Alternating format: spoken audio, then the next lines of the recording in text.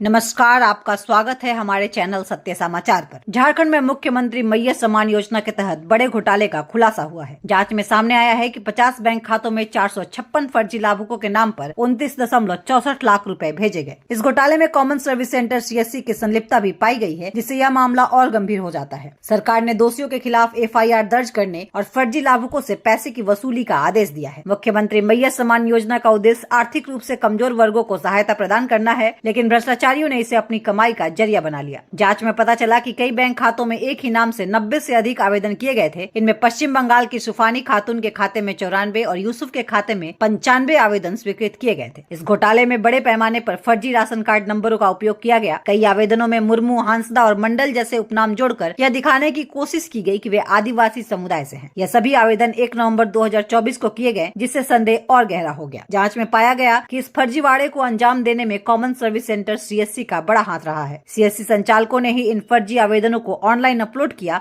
और बैंक खातों में पैसे ट्रांसफर करवाए। सरकार अब इन केंद्रों की भूमिका की गहराई से जांच कर रही है, ताकि दोषियों को सजा दी जा सके। बोकारो की उपायुक्त विजया यादव ने जानकारी दी कि जिले में अब तक 11,200 फर्जी आवेदन पकड़े जा चुके हैं। सरकार ने स्पष्ट कर दिया कि जो भी दोषी पाए जाएंगे उनके खिलाफ सख्त कानूनी कार्रवाई की जाएगी। सरकार ने यह भी तय किया है कि जिन फर्जी लाभुकों को योजना के तहत पैसा मिला है, उनसे पूरे पैसे वापस लिए जाएंगे। यदि वे पैसे नहीं लौटाते तो उनके खिलाफ कड़ी कार्रवाई की जाएगी। इस घोटाले के बाद सरकार अब योजना में पारदर्शिता बढ़ाने और भविष्य में इस तरह की धोखाधड़ी रोकने के लिए नए कदम उठा रही है। बायोमेट्रिक वेरिफिकेशन को अनिवार्य किया जाएगा, जिससे फर्जी आवेदनों पर रोक लग सके। CSC संचालकों की भूमिका की गहन जांच होगी और दोषी पाए जाने पर उनके खिलाफ कड़ी कार्रवाई होगी। इस घोटालों का केंद्र झारखंड के पलामू और बिहार के किशनगंज में बताया जा रहा है। इससे अंदाजा लगाया जा सकता है कि यह एक संगठित गिरोह द्वारा अंजाम दिया गया है, जो सरकार की योजनाओं का गलत इस्तेमाल कर रहा है। ऐसे में यह सवाल उठता है कि क्या यह फर्जीवाड़ा केवल बोकारो तक सीमित है या पूरे झारखंड में इसी तरह की धांधली चल रही है। सरकार की जांच जारी है और यदि अन्य जिलों में भी इस तरह के मामले सामने आते हैं तो यह घोटाला और भी बड़ा हो सकता है। मुख्यमंत्री मैय्या सम्मान योजना का उद्देश्य जरूरतमंदों की सहायता करना था, लेकिन भ्रष्टाचारियों ने इसे अपनी कमाई का जरिया बना लिया। अब सरकार ने इस घोटालों के दोषियों को सजा देने और पैसे की रिकवरी का फैसला किया है। लेकिन सबसे बड़ा सवाल यह है कि क्या भविष्य में इस तरह की धोखाधड़ी को पूरी तरह रोका जा सकेगा, या फिर यह भ्रष्टाचार का एक और उदाहरण बनकर रह जाएगा। सरकार की कार्रवाई कितनी प्रभावी होगी यह तो आने वाला समय ही बताएगा। लेकिन एक बात तय है, यदि ऐसे मामले पर सख्त कदम नहीं उठाए गए